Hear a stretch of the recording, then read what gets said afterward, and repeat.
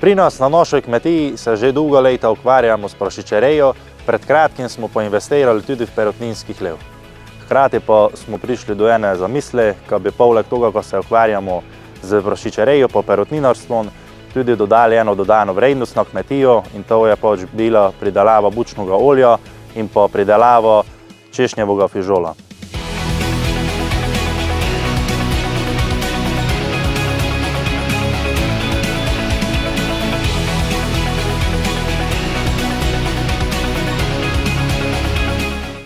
Vsak pridelek, ko ga pridelamo, prodajamo na bližnji zadrugaj, to pač imamo skupinske pogodbe, ampak ko pa imamo pridelke pridelane za dopolnilno dejavnost, pa prodajamo doma na domače naslove, ko pa tudi ostane, pa oddajamo mi na tržnici v Moravskih Toplicah. Meni na kmetiji pomagata moja mama pa oče, poleg njima dva pa mi pomaga tudi moja partnerka.